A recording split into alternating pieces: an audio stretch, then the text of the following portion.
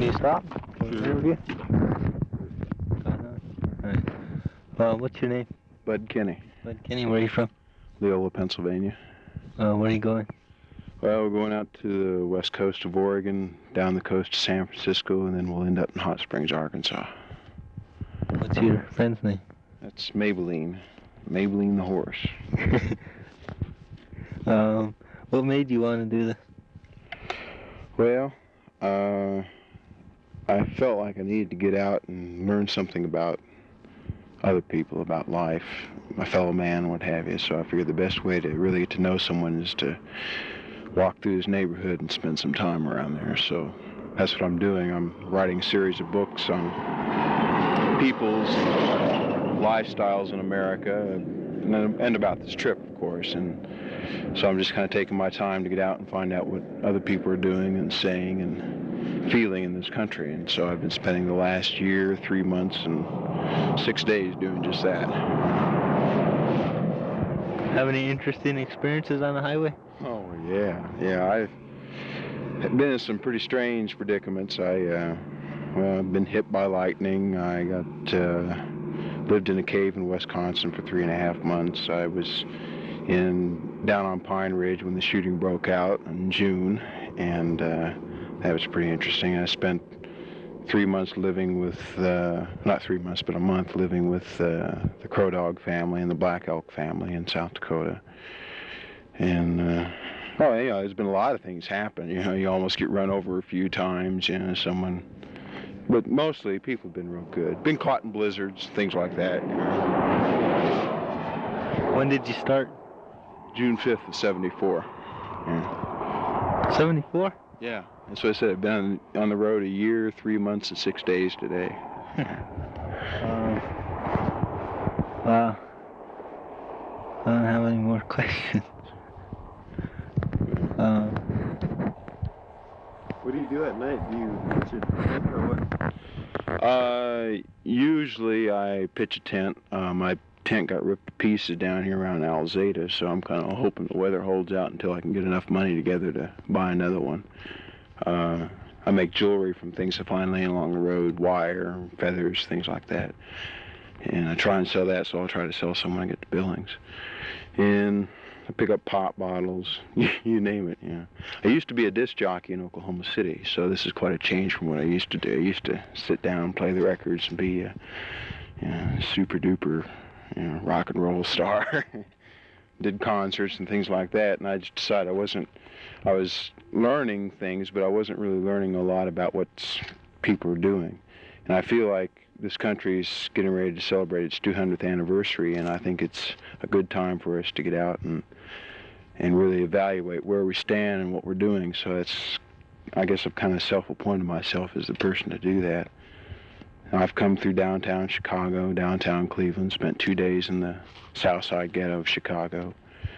And in contrast, of course, I just lived with farmers and down on the reservation. So I'm open to meet anyone, talk to anyone about all different types of life. I've lived with a farmer, lived with a consumer, even lived with a middleman in South Dakota. And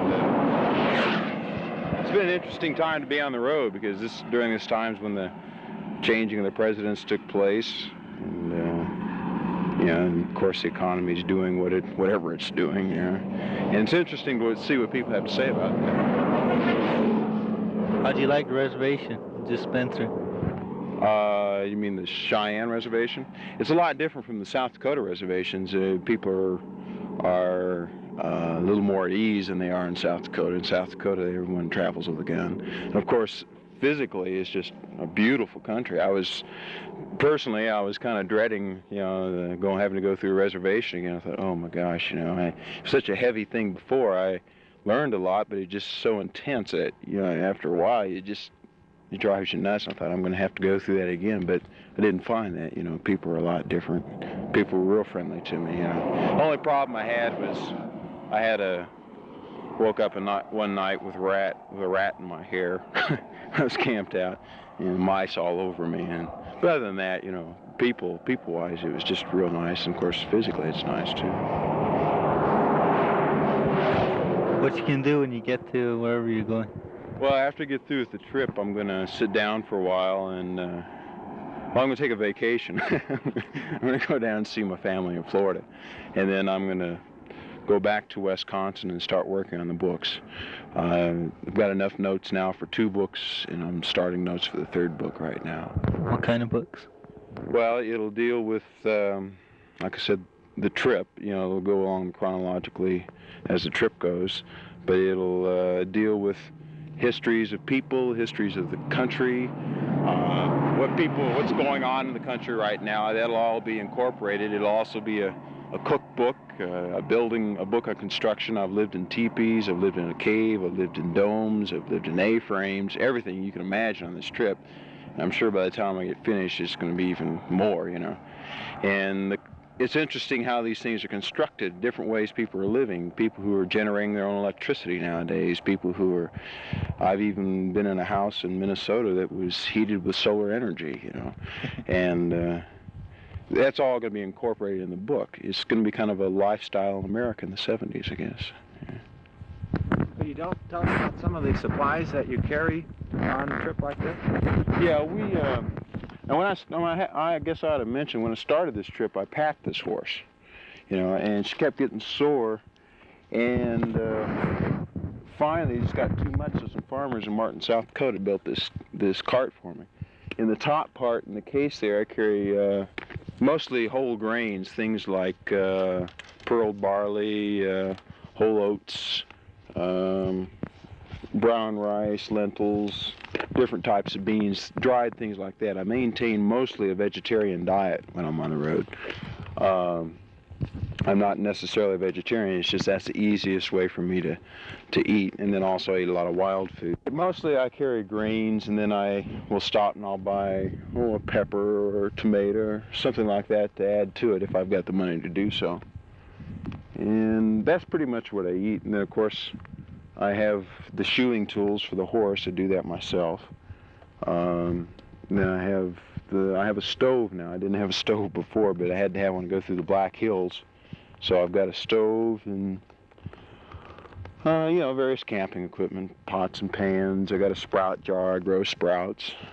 So I always have a fresh vegetable along the road.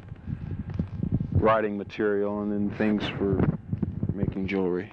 Yeah. Just, you look at it, it looks like a bunch of junk, but it's all stuff that you need, you know. And I find a lot of stuff along the roads too. I found in South Dakota laying along the road, you know. And well, the jeans too, yeah. These jeans I found. It's amazing what people throw out of their cars or falls out or whatever. Did you make this here, or was it already? You mean the harness? Yeah, the harness is homemade. The parts are off of the pack saddle that I used when I first started. I packed her for a year, and it was just getting to be too much work, too much. She gets sore, and I'd have to stop, and I just figured it'd be more humane to go to the cart. She likes it better, and it's easier on me too. It's more humane for me. It's just when you're packing, you got to stop and unpack so many times during the day. So we've changed over the cart. It's a lot easier, a whole lot easier. You can carry a little more stuff too. Do you do a lot of backpacking trips like this before you started on this such a long trip? Not like this. I've spent some time on the Appalachian Trail, and I've camped out all my life. My family was always outdoors. But as far as doing a trip like this, no. There's no real way you can prepare for a trip like this. There's a family of people who are walking to Alaska from Pennsylvania. In fact, they started it the day after I did. They're living down in Nemo, South Dakota right now, spending the winter there. Their child has to go to school. And I've talked with other people too that are doing trips. And everyone I've talked to said, you know, there's just really no way you can prepare for something like this. The most preparation you can do is in your head. You know, you've got to really make up your mind that, well, I'm going to do it. And the thinking part about it is the hardest part. I mean, once you get out alongside the road and you see a tornado coming at you, all the preparation in the world is not going to prepare you to handle that tornado. You're just going to have to improvise right there. Just like when I got hit by lightning. That was up around Wounded Knee the day before the shooting broke out, the 99th anniversary of the defeat of Custer. And were you actually hit by the lightning? Oh yeah. I was blinded for a while, and then I was paralyzed. I couldn't move my legs. My boots were smoking. It was just like out of a cartoon or something. What did it feel like when you were hit? It was pretty electrifying. It was just, I can't really describe it, you know. You just stick your finger in a light socket or something is the only thing I can tell you. But I didn't know what to do. My mind was all jumbled. I didn't know what to do. So I crawled out of I was underneath a tarp. My legs actually got hit. And I crawled out to the road, onto the Wounded Knee Road, and tried to stop a car, and they didn't stop. And it was raining and lightning and hailing at the same time. And I just lay there. I thought, no, there's got to be something I can do, you know. And the only thing to do is just lay there and get soaked and wait until I got myself back together. And pretty soon my legs started hurting, so I figured, well, I'm all right. So I got back on the road. How long did that take? Well, I don't know for sure. I'd say about half an hour. Yeah, I was real soaked by the time I got back in. Lightning was, it was like being in a war. I've never been in a war, but it was sort of like being in a war. Just lightning was hitting the road and big balls of it rolling down the road past me.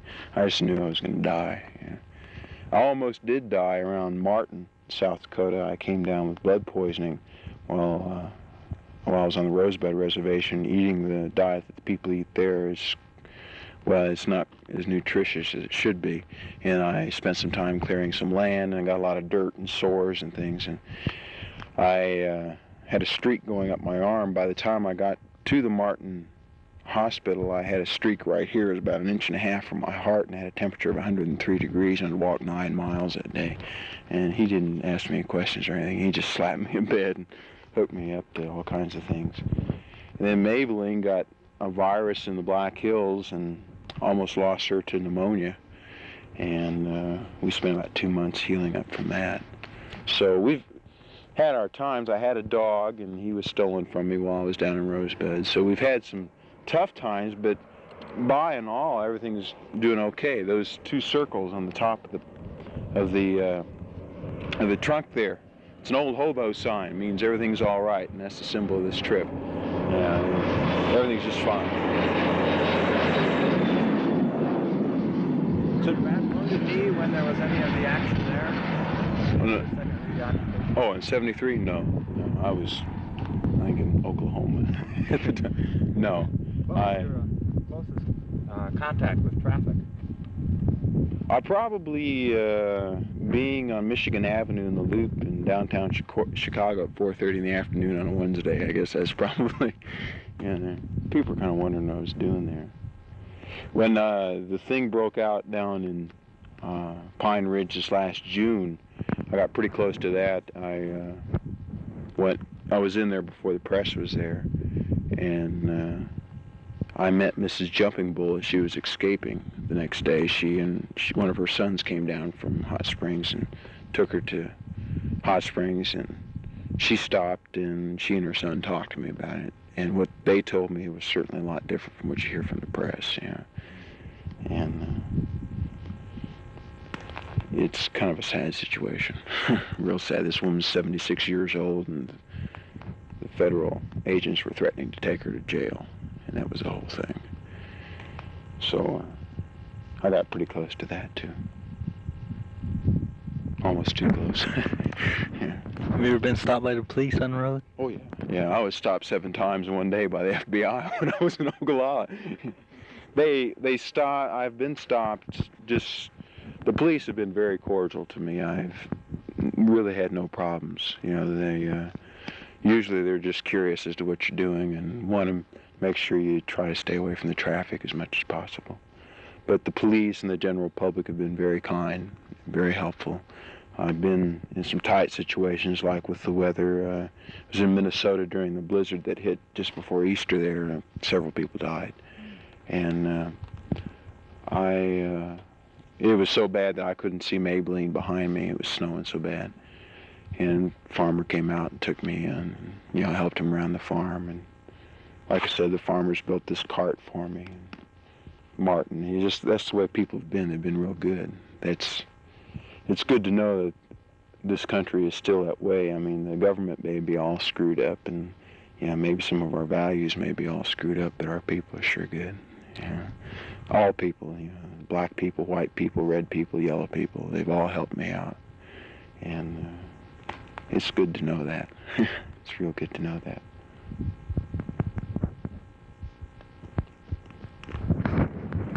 Got any more questions?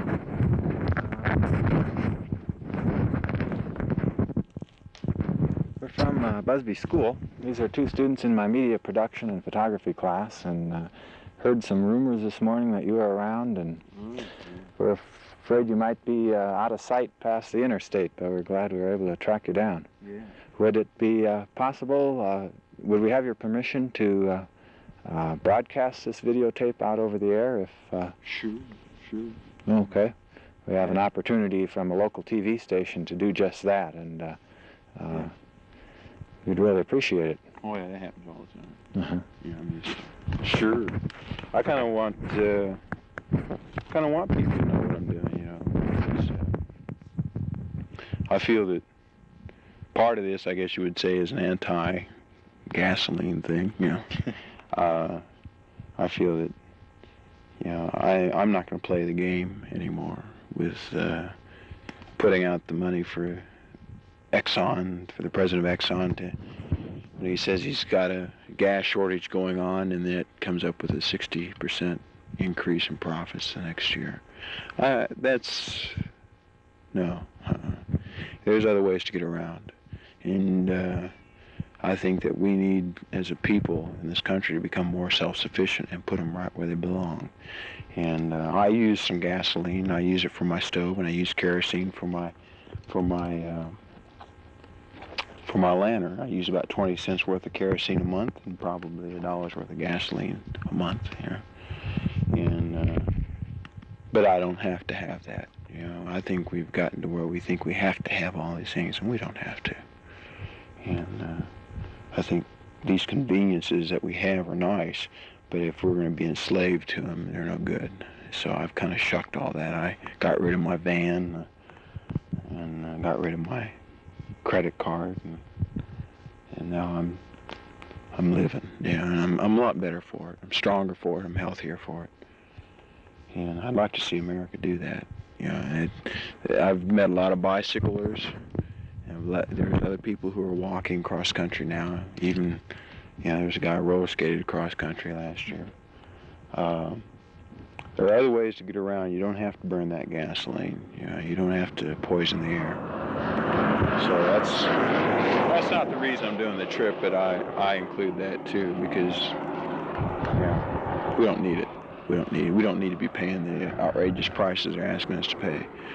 And I think the only way, all the legislation in the world is not going to get things back into the proper order that they need to be. You know, it's going to have to be done by the people. And I'm one of those people that's doing my part. You know, maybe it's unrealistic, I don't know, but I'm getting there. It's taken me a while, but I'm getting there. Well, thank you very much for sharing your life with us here. I couldn't hear that because the truck was going by. Well, I was just asking you, what you said, one of the TV stations, you mean in Billings? It'd be the one out of Miles City. Oh, yeah. They got one in Miles City. Yeah, maybe we could talk Billings into it, too. I don't know. Montana's nice. I really like Montana. Yeah, I've been, ever since I was planning this trip, for some reason, I've never been to Montana before, but I was kind of excited about getting to Montana, you know. Figured then I'd know I was really getting somewhere. And when I finally saw the sign that said, "The gate is open, welcome to Montana," I just, you know, I found myself crying. I was really happy, and this camper stopped in front of me, and this guy got out, and he shook my hand across the line, and it turned out he was a priest from Pennsylvania. We sat down and drank a beer and ate chicken sandwiches together. It's good to be in Montana. It's nice. People have been so nice. People drive fast here. Drive too fast. Really too fast. Well, thank you very much. Sure. For Darrell Fields and Ray Mueller and Miles Busby, the cameraman, out on Highway 212, this has been Busby School Television. Thank you.